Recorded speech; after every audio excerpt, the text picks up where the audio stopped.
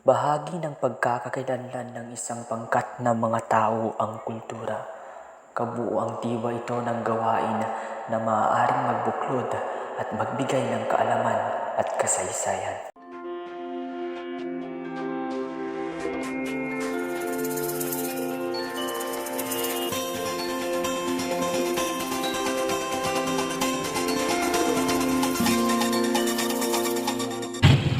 Isang mapagkalingang tahanan ng 12,047 kawayenyo na kumakatawan sa 8.40% ng kabuuang populasyon ng lungsod. Isinilang ang iba't ibang pangarap na abutin ang tugatog ng tagumpay kasama ang mga mamamayang may bukalang loob, pagsisikap at determinasyong maabot ang pag-unlad.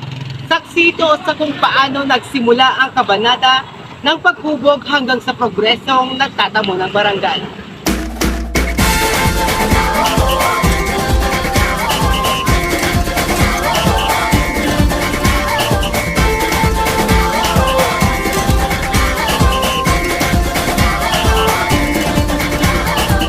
Minsa'y natuwa ang may likha, 7,000 pulo ang ginawa.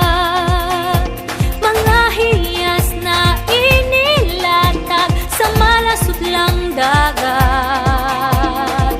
At ang bayan niyang pinili, nasa dulo ng bahaghari. Kaya't 1,000 kulay, nangaakit kumakaway.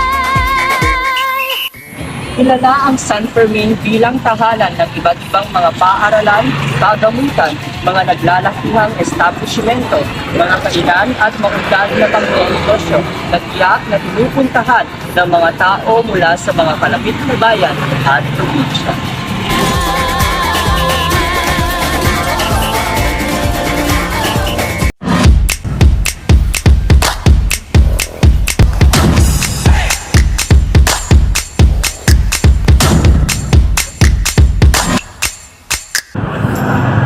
Ipinakikilala ang pamantasang estado ng Isabela, Kawayan Campus na nagsimulang itatag bilang Kawayan High School noong 1945.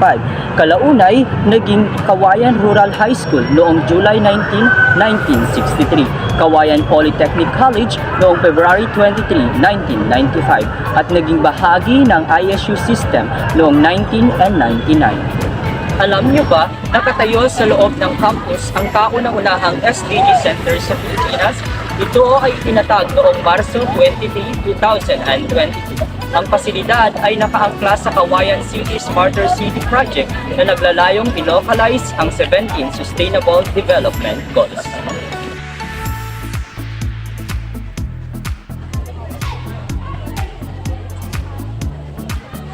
Dumako naman tayo sa itinuturing na Catholic school dito sa San Fermin, Kawayan City. Mula sa pagkakatatag nito noong 1956, ang Our Lady of the Pilar College Kawayan o ALL-PCC ay naging iisang paaralan sa gitnang Isabela na accredited level 2 ng Philippine Accrediting Agency of Schools, Colleges and University at ng Philippine Association of Colleges and Universities Commission on Accreditation. Alam nyo ba, taong 2000 nang palitan ang pangalan ng institusyon mula sa pangalan nitong Our Lady of the Pilar Institution hanggang sa naging Our Lady of the Pilar College, Kawayan.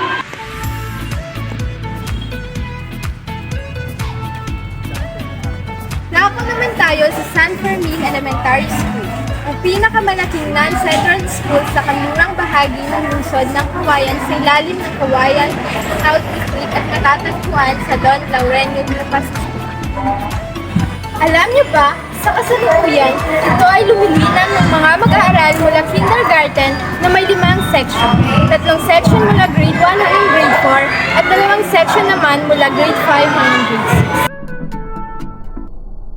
Chara-cha-charara, may gugma.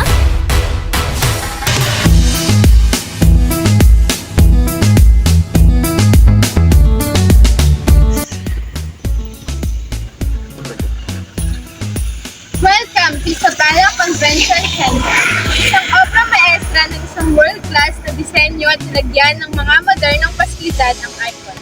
Ang Convention Center ay maaaring gamitin upang mag-host ng iba't ibang mga kaganapan mula sa entertainment, concert, sports, trade, consumer show, at iba pang mga aktibidad at kaganapan na nangangailangan ng isang malaking floor area. Alam niyo ba, napatunayan ng Icon Center ang pagiging karapat-dapat nito na tanggapin ng Kawayan City ang mga delegasyon ng JCI at JCI Senate Hybrid National Convention noong Nobyembre 12, 14, 20.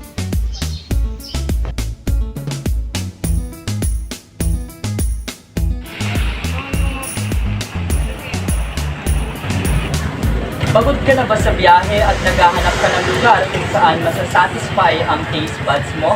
Otep Pinuno ang para sa iyo.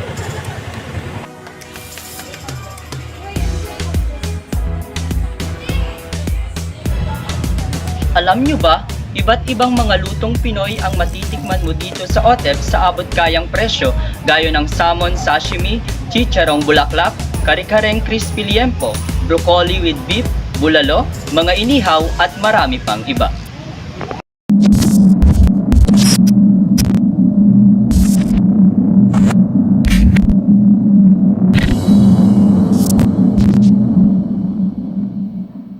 Ang paniniwala at relihiyon na mababanggit ay mula sa mga taong naniniwala at gumagawa nito. Bahagi na ito ng kanilang kultura at paniniwala. Alam niyo ba, ang Gulgol ay isang tradisyon na malawakang ginagawa ng tribong Ilocano sa hilagang bahagi ng isla ng Luzon sa Pilipinas upang itaboy ang espiritu ng isang namatay na kamag-anak na inilibing kamakailan upang siya ay dumiretso sa langit. Nakaugalian itong ginagawa sa umaga pagkatapos mailibing ang mga patay, lalo na ang mga Ilocano.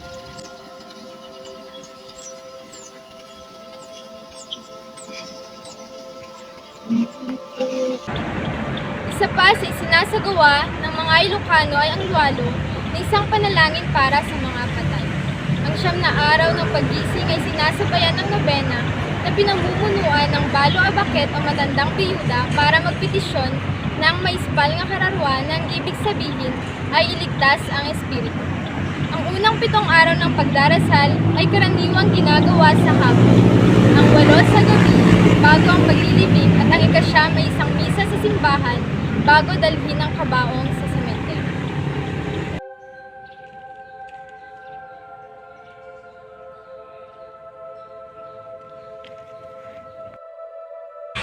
Dako naman tayo rito sa isa sa sagradong lugar ng San Fermin, ang Our Lady of the Visitation Seminary.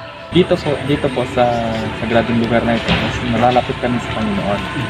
Ang layunin ng LDS ay humubog ng mga kabataan para maging servants ng Panginoon. Itinayo ito dahil sa pagmamahal at kabutihang loob ni Ginoong Roberto P. Alengod at kanyang pamilya. Itong Our Lady of the Visitation Seminary o OVS sa San Fermin, Kawayan City ay binasbasan sa solemnly liturgical rites noong Setyembre 9, 2009 ni Reverend Joseph A. Nakwa sa okasyon ng unang anibersaryo ng kanyang pagkakaluklok bilang ika-4 na obispo ng Diocese ng Ilagan kasama ang mga kleriko, ang lupon ng mga direktor ng OVS, ang komunidad ng OVS at mga kaibigan ng OVS na dumalo. Iintindihan natin ang paniniwala ng isa't isa. Respetuhin natin ang paniniwala nila dahil ang sinasamba nila ay kapareho din sa ating sinasamba. Ito ay may layunin upang sa lahat ng bagay ay luwalhatiin ang Diyos. Nawili kayo sa ating paglilibot dito sa San Fermin. Samahan niyo kaming muli sa susunod na pagtuklas ng mga kaalaman at pagbubulatlat sa nakaraan na dapat inyong malaman. Nasaan ka man, hatid namin ay kalakasan.